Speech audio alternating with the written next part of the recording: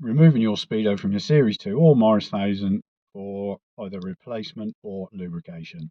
So on a Series 2, what I tend to do is I take this front grille off. I've loosened it already, and I'll make sure that the battery's disconnected because I'm going to be putting my hand near quite a lot of wiring under this dash here. So I'm going to crawl my left hand in there through the nest of wires to find the rear of the Speedo, which is there. Just up to your elbow, you'll find the back of it, and it's a thumb screw anti-clockwise.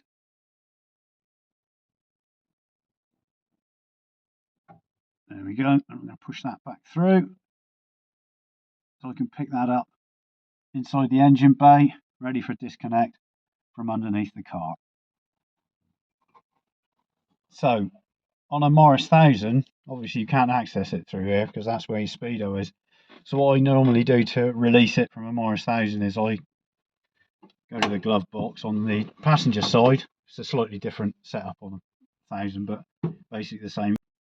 You take this glove box sleeve out, reach your left hand into the back of the Speedo from there, and you can undo it from the back of the central Speedo, and the same applies. Pull it out through from inside your engine bay and remove from underneath your car on top of the gearbox, and we'll show you that next. If you were right hand, left hand drive, you do the opposite, would you? It doesn't matter, just passenger side. Passenger side, okay. You just go for the passenger side.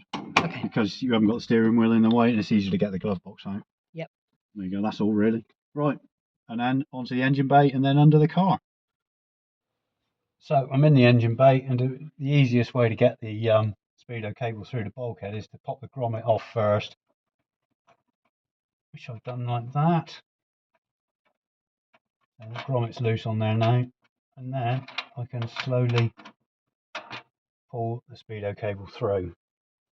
I'm going to remove that grommet because that's got to go on the other side. I can put that in my pocket. Hopefully I won't split the grommet. No, I haven't. That's great. I'm going to pull that through. Making this look difficult.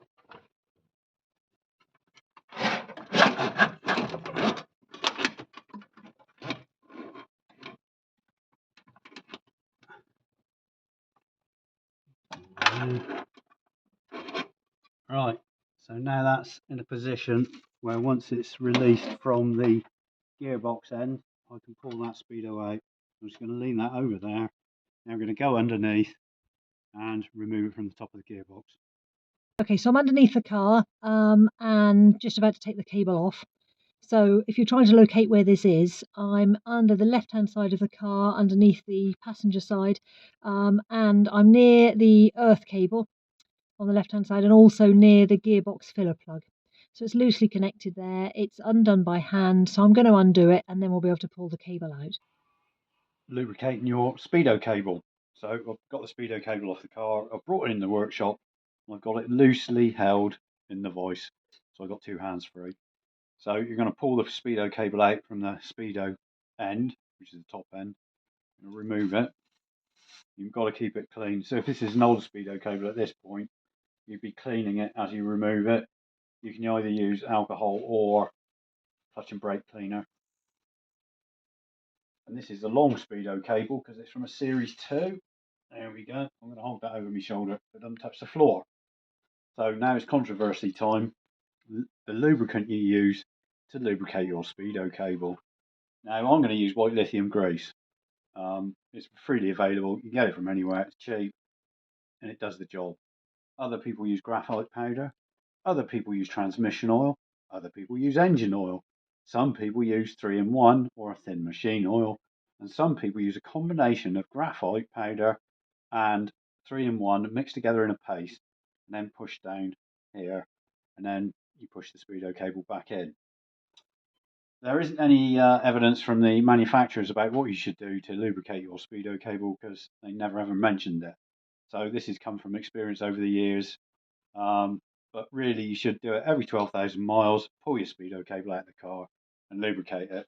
But you don't want to lubricate the top end because you don't want whatever lubricant you want entering your Speedo. So I'm going to use my straw on the end of my white grease, lithium grease. I'm going to push it down the outer. I'm holding the straw so I don't lose it down there. Go down as far as that, give it one squirt, and that's it. Pull that out, and I'm going to reapply the cable. I'm just going to pick that grease out, push it away from the Speedo end.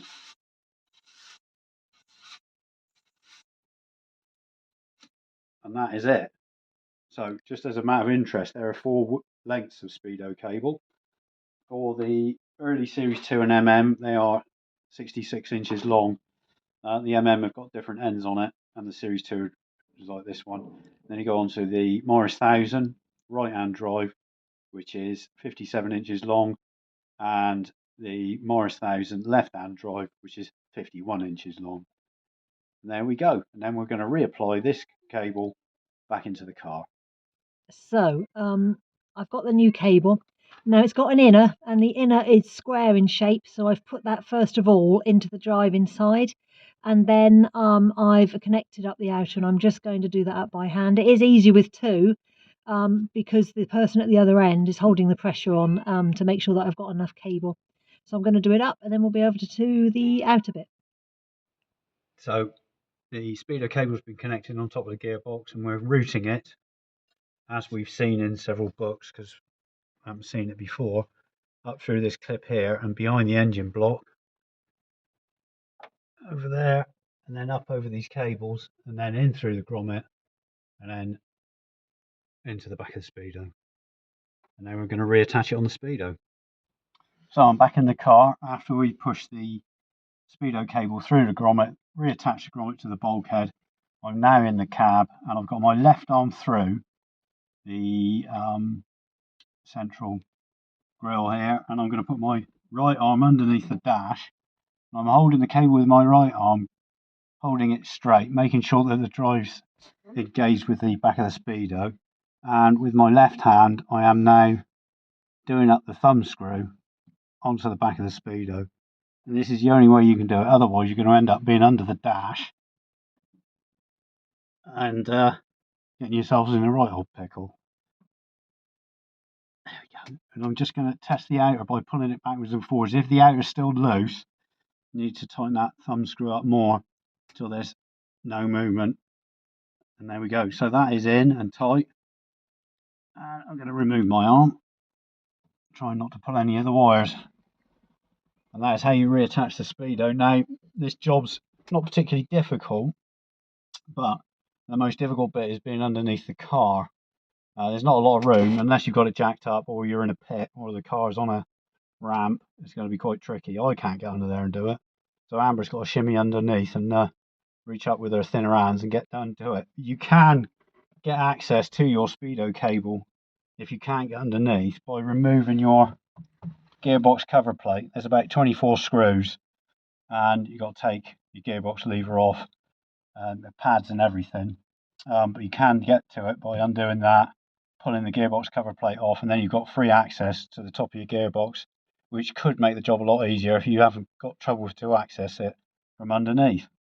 But because it takes so long to take those 24 nuts out, the gearbox cover plate, we just struggle and go under the car. You push me under instead. I push Amber under instead. I instead. spend some longer time sat under a car. Yeah. So there you go. It's not a particularly easy job under there, but if you get the hang of it, it's well worth doing. And there we go.